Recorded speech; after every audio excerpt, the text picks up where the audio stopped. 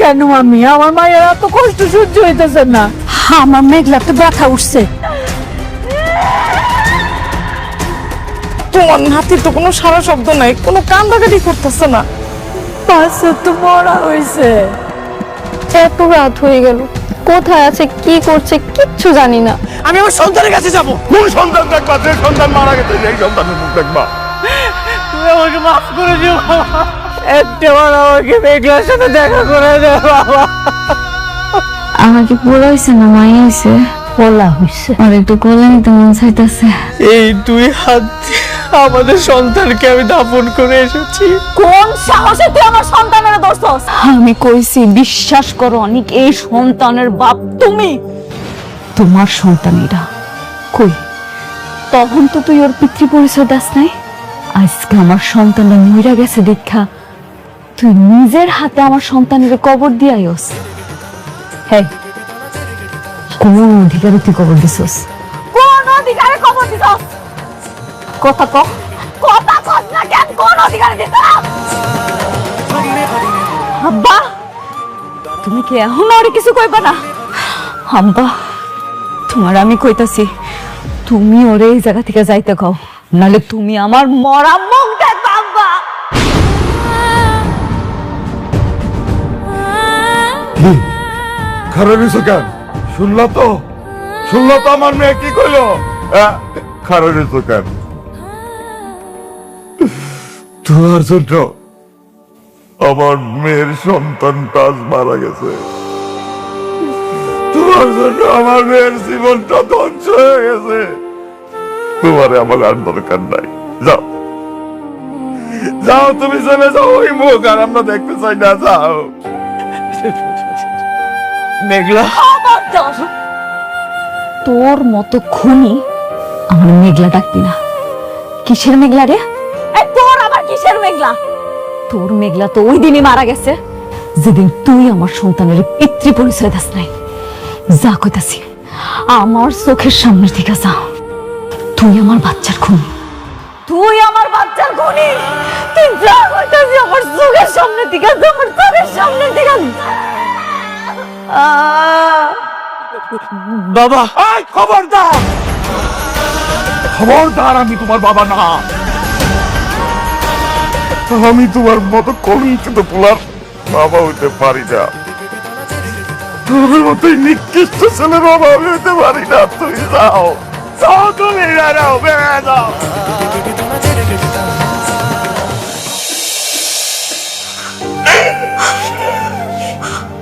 ওমা, একটু বিশ্রাম নে। ডাক্তার তোর বিশ্রাম নিতে কইছে। আল্লাহ তোর সন্তান দিয়েও খাইরা নিছে। আমাকেও তো কষ্ট হইতেছে, কিন্তু কিছু তো করার নাই রে মা।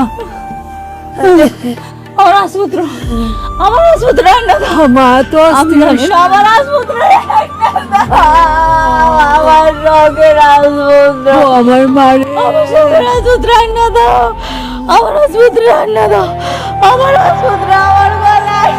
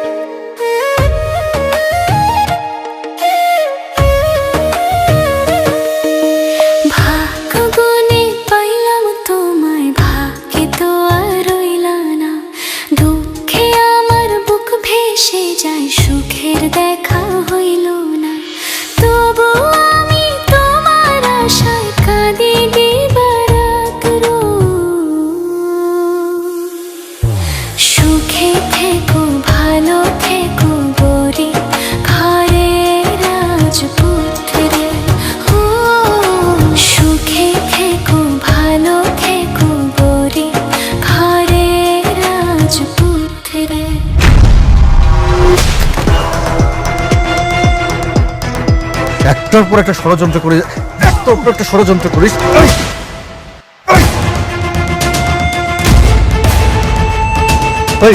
লজ্জা করে না? লজ্জা করে না? লজ্জা করে না? হ্যাঁ, মানুষ হয়ে এরকম অমানুষের মতো কাজ করতে লজ্জা লাগে না তোর? হ্যাঁ, লজ্জা লাগে না? আজকে তোরে দেখাবো আইন যে কত কঠিন সেটা এখন টের পাবি হাড়ে হাড়ে।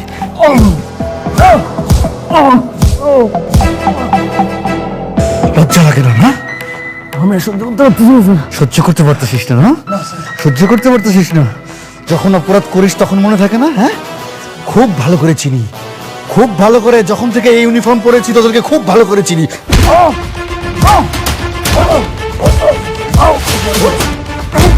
এতক্ষণ লাগে উঠতে। ওঠ, দাঁড়া।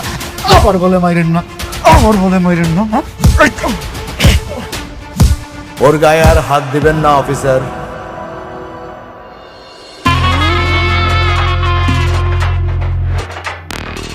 আনিস সাহেব, রুস্তম,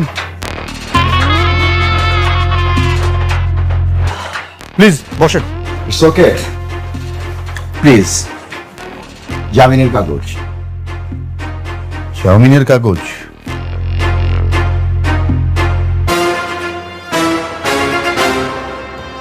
আপনাদের জন্য কোনো অপরাধীকে আমরা ঠিকমতো শাস্তিও দিতে পারি না।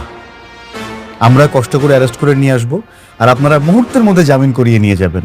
মাসের পর মাস, বছরের পর বছর সেই মামলাটা ঝুলতে থাকবে। রাতুল নির্দোষ, ওকে ছেড়ে দিন তাড়াতাড়ি। আপনারা আমাকে ছাড়াতে আসছেন কেন?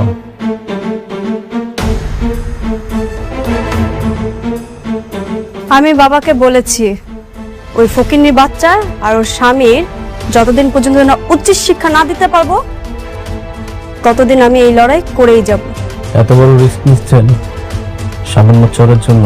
শুধু থাপ্পড় নয় রাতুল, সেই দিন ওই অনেক আবারও নীলাকে অপমান করার কারণে ভরা মজলিসে বরপক্ষ নীলার বিয়ে করাতে অস্বীকার জানায়। ওই অনেকের কারণে আমার বাসা ভর্তি আত্মীয় স্বজনের সামনে আমাকে অপদস্থ হতে হয়েছে, এমনকি আমার বিয়েটাও ভেঙে গেছে।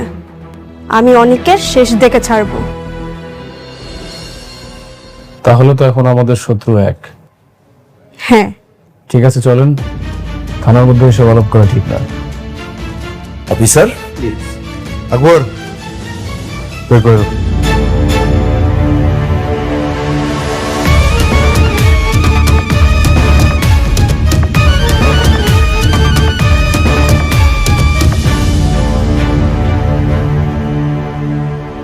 হ্যাঁ, আকবর, কিছু বুঝলা? না স্যার।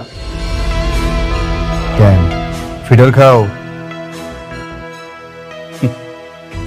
এক বিল্ডার্স ঝামেলার কারণে দিয়ে গেল থানায়, আর আরেক বিল্ডার্স প্রতিশোধ নিতে ছাড়াই নিয়ে গেল।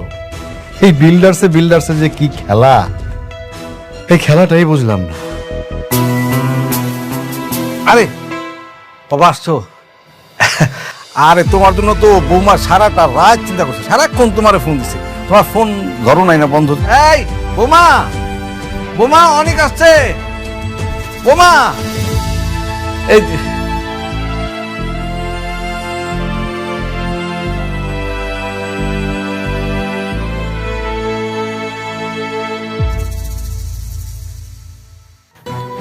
সারা রাত তোমার জন্য অপেক্ষা করেছি অনেক, একটা ফোন পর্যন্ত দিলে না। মেঘলার কাছে গিয়ে কি তোমার এই অসুস্থ স্ত্রীর কথা একবারও মনে পড়েনি?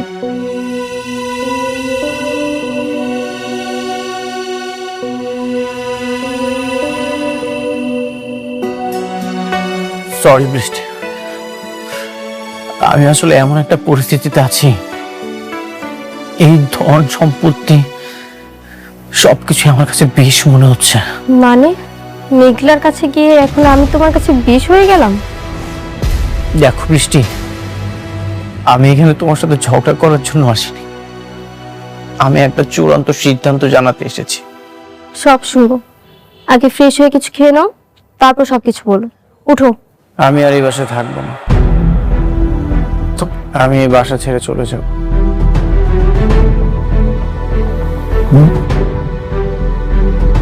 বাসায় থাকো না মানে?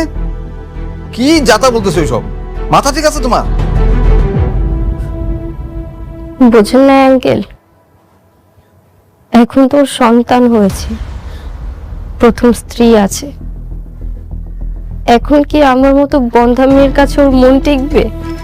অনেক বাবা, এটা কিন্তু তুমি ঠিক করতেছো না। বড় বউরে পাইয়া ছোট বউরে তুমি রাস্তায় ফেলা দিতেছো। এখন তো ওর স্বপ্ন পূরণ হয়েছে, ওর সন্তান হয়েছে, এখন আর বৃষ্টিকে দিয়ে কি করবে? এখন তো মেঘলার অগাধ টাকা, আবার সন্তানও হলো। আমি তো তোমাকে কখনো বাবা ডাক শোনাতে পারবো না, তুমি তো চলে যাবেই, এটা তো স্বাভাবিক ব্যাপার। চুপ কর বৃষ্টি। তোমরা সবসময় নিজেদের স্বার্থটাই রেখেছ। তোমরা কি জানো আমার সন্তানটা মারা গেছে?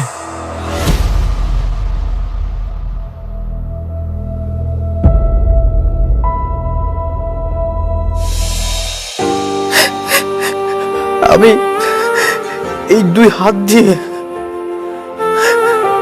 আমার সন্তানকে আমি দাফন করে এসেছি। কি কি বললে তুমি? সন্তান মারা গেছে মানে? হ্যাঁ, মেঘলা অনেক হাসপাতালে গিয়েছিল, কিন্তু গর্ভের সন্তানের পরিচয় না থাকায় একটা হাসপাতালও ভর্তি নেয়নি। শেষমেশ অ্যাম্বুলেন্সের ভিতরে ডেলিভারির সময় সন্তানটা ছটফট করতে করতে মারা গেছে।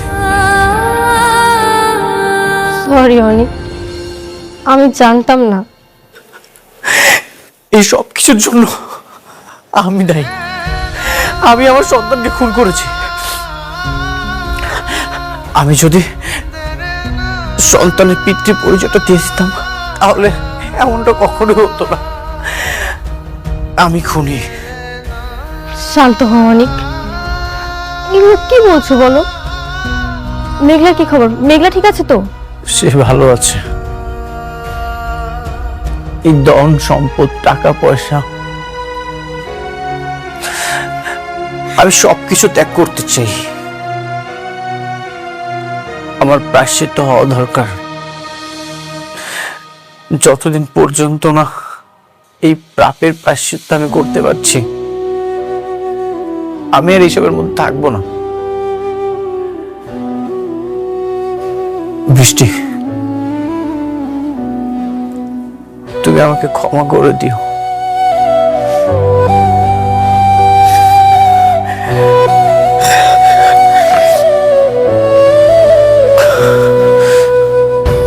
অনিক, অনিক যেও না অনিক, অনিক।